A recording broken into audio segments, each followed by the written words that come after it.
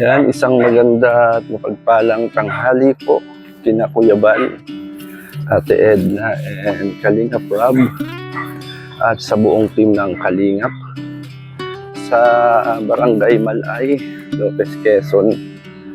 At meron lang pong nag-message sa atin na kung saan daw po ay nagbabaka sakali na sila daw po ay matulungan ng Team Kalingap.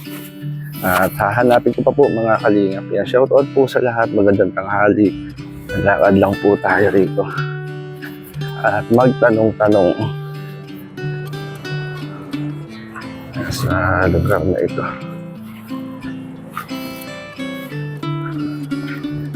Saan kaya rito yung ating hahanapin? Ay magtanong. Hanap po natin mga Kalingap ay Renato Baral. At meron pong nag-message sa atin at nagbabaka sakali daw po sila. At wala na daw silang ibang malapitan kaya nagbaka sakali. Magbabaka sakali sa Team Kali. Magbabaka sakali sa Team tayo po mga Kalingap. Saan kaya rito? Ay, magandang tanghali po. Saan kaya ang bahay ni Renato Baral? Ay, hindi po magre-reading. Tutoy, kilala mo si Renato Baral? Renato Baral?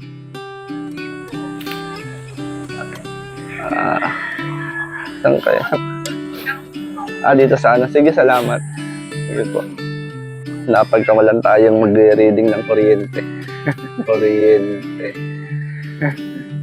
Mukha pala ako magre-reading ng kuryente. Nakakalingap. Mampuputol tayo ng kuryente. Kaya rito. Tatanong-tanong natin dito. Renato Baral. Saan kaya nakatira yun? Release po ito. Nakakalingap. Nakatulog ang tao. Opo. Ate, magtanong lang po. Saan kaya ang bahay dito ni Renato Baral? Dito? Sige, salamat. Salamat, ate.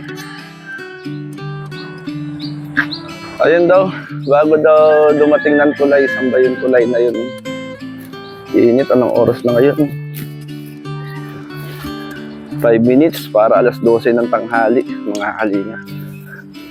Renato Baral, bago daw dumating ng tulay. Abay, malayo. Doon pa pala yung tulay. Di ba na yung bahay? Yan, shoutout po kina Tita Inday PBE. Doon, magandang tanghali, magandang gabi. Kina Ate Levin, Manang B, magandang tanghali po. Ate Bebre, Ate Eddie, wow. Shout out, magandang gabi po sa inyo. Kina Mr. J, shout out. At kina Mambertus Woman. Ang katanghalian, itong ating paghahanap. Saan kaya dito yung Renato Baral? Mabahay pala rito. Anong tayo rito? Ikaw po, ate, tanong lang po. Saan po kayang bahay ni Renato Baral?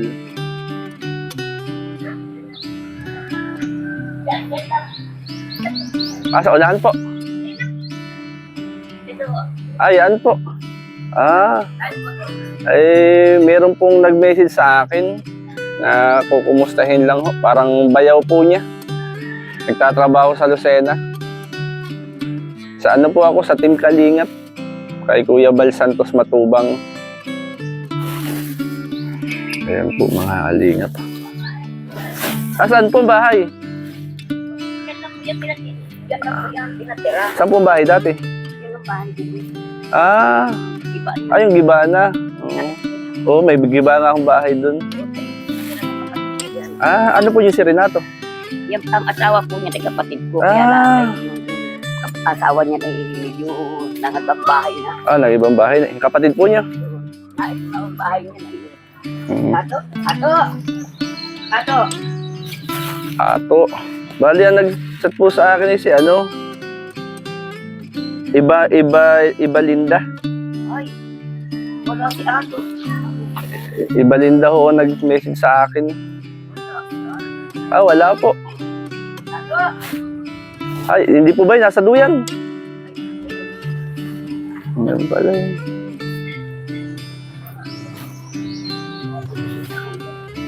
Yan pala. Ito pala mga kalingap. Usapin natin. At ito mga kalingap, nakita natin dito si Tatay Renato. Yan, Baral. Yan. Yan, kumusta po kayo? Ganito po, mahina na po ako eh. Ah, mahina na. Ilang taon na kayo? 65 po. 65. At may asawa? Wala na po. Wala na. May anak? Tatlo po. 3? 3 pong anak. Ano po niyo siya? Nay. Bian ng manugang yan. Ah. Yung asawa niya na andun sa dalawang asawa ay. Yan ang totoong asawa. Ay yung kapatid ko naman, dalawa ngayon ang asawa. Aba, Mayaman yun, maganda. ang maganda. Maganda. Kaya naman pala eh. Hindi kayo nagpapagwapo ay. Kayo pala ay iniwan ng inyong asawa. Pero buti na lang andito kayo sa inyong biyanan. Biyanan nga po buti si nanay. Pakita ko lang kayo ha. Ayun po si Naima kumukup sa kanya. At ayun, ang mga anak po niyo nasaan? May dalawa po na asawa na, parang babae. May mga asawa na rin po. Nasaan lugar po? Andito rin Sa Gumaka po yung isa. Sa kunang Gumaka. Yung barangay. Isa po yung nasa Lucena. Pero taga saan po kayo talaga? Taga dito po. Taga dito kayo. Anong trabaho niyo dati? Ay, saan po? Ano ba yung nagninugan ako? Nagnyunyugan. Nagpapadyan, nagtitibigan po ako. Kayo, napaano ko kayo, pat parang kayo ay medyo malusog. Pinapatawa ko lang ko kayo. Ay, dati po ako, nagsuka po ako ng duga dati. Ay, nawala na po yun. Ano buwan pong gamutan. Tapos po, nagpahit uli ako. Nagpa-x-ray po ako. Ang pagpa-x-ray, wala naman nung nakusakan ako na. Nagpakuha po ako ng negative naman po. Negative saan po? Gumaka. Negative saan ho? Sa TV. Sa TV. Pero wala daw TV ho. Wala daw po. Ay, buti naman, Tapos, nagpakuha po ako kay Doktora Camiso. Ay, nagpa-check up po ako. Binigyan ako ng paubo. Yun, ubo ako ng ubo dati. Ngayon po, kumusta naman kayo? Kumusta ang pakaramdam ninyo? Ay, naganda naman po, maski napayat. Ayun, mabuti naman. At salamat kayo ay kinukup nung inyong Hindi alam ko po mabait eh. Mabait si nanay. Sabi po, dati pa ka na doon. Dito ka na, may dito. Ayun. Bumagsak na po yung bahay. Nandito na ako. Yung pala, buti mabait yung nanay niya, na kayo pala iniwan ng inyong asawa, anak ni nanay. Oo. Pero bihira yung ganyang biyanan. Ay, ako naman po walang pinong masama sa kanila. Oo. Bihira yung ganyang biyanan. Kumusta naman kayo? Yan po tinutuloyan ninyo ay tindahan. Ay, tindahan po ng aking kakambal ng aking naging asawa. Kami kakambal. Ayun. Ganun po talaga ang buhay. Kumbaga ay dumarating yan sa buhay ng tao. Ganun pa man po ay basta tuloy lang. Yan po ay hamon ng buhay. Ako naman po ay wala na po sa akin yan kung buong sa kuwan. Basta ang mahalaga, naitaguyod ko po yung mga anak ko. Ang namaski siya wala. Ay di, pinabayaan ko naman siya. Hindi na ako nakikialam sa siya lang. Kumbaga, panatag na loob nyo. Ay, maganda po yun. Kumbaga ay ang inyong kalooban ay walang palagay. Mabuti naman po kasi kung ang galit ng malalagay sa puso nyo ay hindi rin makakabuti sa inyo po yun. Ibig sabihin, yung asawa, yung kapatid ng asawa nyo, sila yung tumutulong sa'yo ngayon. Ano po, yung mga nasa pa rin. Oo. Yan. Alam po, hindi nila po nababayaan. Mhm. At yun po pala, ano ho. Kaya, ano pang panalangin nyo po kay Lord? Kung ano po sana ang yung maibigay sa akin, di tatanggapin ko lang po. Yung dumating lang po sa akin, yun lang po ang maluwag kong tatanggapin sa kanila. Ipagpapasalamat ninyo. Opo, sana po ako doon. Kayo ay 65 years old na, ano ho. Opo. May iniinom ho kayong gamot na. Ha? Anong iniinom yung gamot? Ay, ngayon po, ay wala na po. Oo. Pahinga po muna dahil yung kaubo po ay yung po halos ang Baka naman nalalamigan lang ho kayo. Di naman. ay, hindi pinalabas ko talaga yung naramdaman ko naman po na dati pagod na pagod ako. Nung mailabas yung ibang hindi naman po sa ko na Oo. yung klima Mhm. ay kung sa ko nawawala halos Oo. nababawasan yung pagod ko. Mhm. Sige po, tatay, ano ho. At yun po, kumbaga ay napapasyal lang po rito. Opo. Para kayo ay kumustahin, tingnan ang inyong kalagayan. Kasi po ay ilang beses na po nagme-message sa akin si Sis Ibalinda.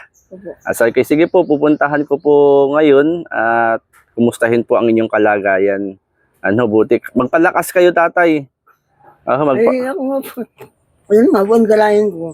Mm. Para makapaghanap buhay pa ako. Ayokong umasa rin sa aking anak ay dahil kaya. Mga babae po yung anak ko. Siyempre, lalaki po ang naghahanap buhay. Anong sasabi niyo po sa inyong bayaw? Bayaw tuloy, manugang. Ayan, sa computer ako'y naawa Salamat at din ako iba kasi iniwanan ng asawa ay talagang gusto kong po sana ay yung anak ay tumulong din sa pag-abandong ka ng bahay. Ang bahay po ay yung bahay yung maigi. Ganun po May ba? bubong naman po. Oo. At may hero itong pag gano'n na po ay yung bahay dong Tumumba ho. hindi pa rin po nalapat. Gusto ko at malakas pa naman po siya. Nakakapagluto. Anak niyo po ala yung kanyang asawa, ano ho. Kumbaga ay salamat na, kinukup niyo yung inyong... Ay ako na po talagang awanan. Diyos, mas tanda na ay yung kakambal ho niyan, ang dumating galing doon sa anak doon sa ano ay naaawa naman at mag-iisa doon. Ay sabi niya, ato dyan ka na sa tindahan at siya po naglalaba yung kakambal ng asawa. Siya nag-abit ng pagkain. Ay kaso po ay nagpunta rin sa asawa at kinukuhan caretaker doon sa bahay ng amo ng lalaki. Kaya nag-iisa na siya. Anak naman ay nandyan. May na kaya ako. Ang pagkain naman ay nakakapagluto pa naman po siya. Kasi nakakagluto. Ayun pala. Nanay, salamat nanay ha. Salamat At po. kinukup niyo ang inyong manugang. Tulong na lang po kami. Kumbaga ay bihira yung ganyan. Kumbaga kahit anak niya yung asawa niya na iniwan siya, pero hindi niyo siya iniwan. Talaga po. Iniwan man siya ng inyong anak, hindi naman niyo siya iniwan. Talagang kinukup niyo siya. Kuya, at nakakatuwa naman.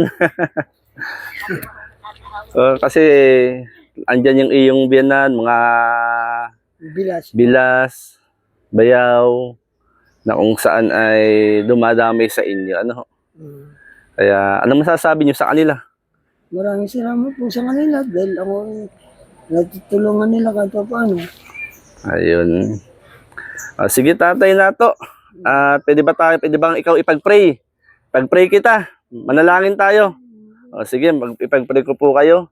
Panginoon, dinadalangin ko po si Tatay Renato. Dalangin po namin, Panginoon, bigyan mo po siya ng kalakasang physical, spiritual na nagmumula sa iyo. At dalangin namin, Lord, ang anumang karamdaman, kahinaan ay pawiin at palitan ng kalakasan, kalusugan, kagalingang nagmumula sa iyo. Ikaw din po magpala sa kanya pong mga mahal sa buhay, sa lahat ng mga kumukup sa kanya, ikaw po magpala. Salamat po, in Jesus' name, Amen. At diyan pala kayo nakatira, saan po kayo nakatira dati? Doon po sa Gibana po doon. Ay, nadaanan ko po doon. Doon nag-Manila. Bakit nagiba ho?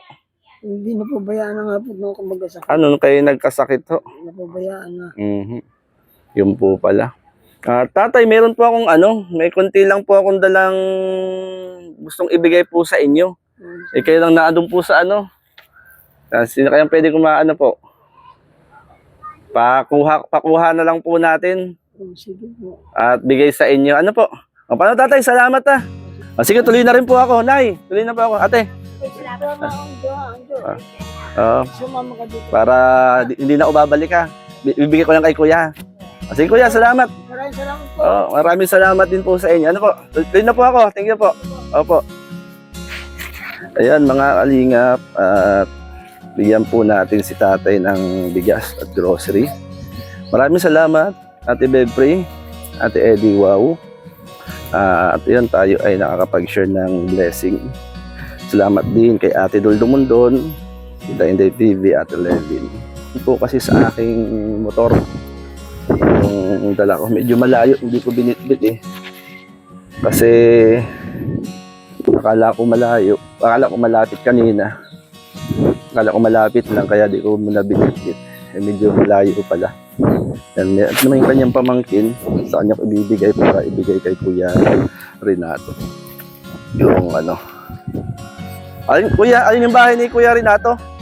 Ito yung bahay niya. Ito pala yung bahay niya. Giba na talaga. Ito pala mga kalingap yung yung bahay ni Tate Renato. Giba na. Yan, yun pala yun. Doon nakatira sa kanyang biyanan doon sa tindahan. Pero kakaiba, mga kalingap, iniwan ng asawa, pero pinupkup ng kanyang biyanan at mga kapatid ng kanyang asawa. Bihira po yan. Yan.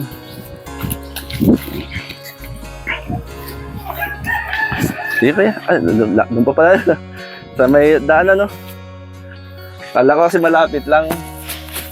Kaya di ko dinala. Para hindi na ako bumalik na nalang magdala.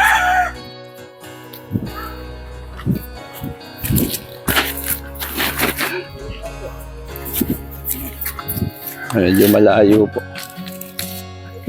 Para hindi na tayo bumalik. Si Kuya na lang ang pagdalhin natin.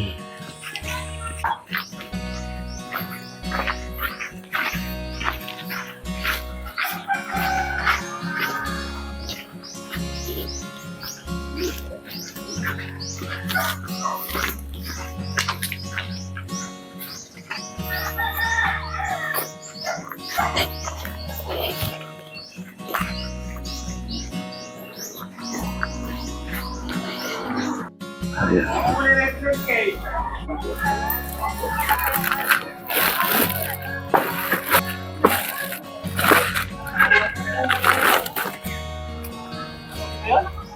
Kuya, ito pabigay na lang ha. Pabigay na kay Tatay Ato. Ang bigas sa kayang konting grocery. Yan, salamat kuya. Yan mga kalingap, ating binigay na para dalhin doon. Yan, salamat po. Mga kalingap, ating napasyalan si Tatay Renato at medyo kakaiba ang kwento ng kanyang buhay. Iniwan ng kanyang asawa at ayun, kahit sa iniwan ng kanyang asawa, ang kumupop naman sa kanyang biyanan at ang kanyang mga hipag.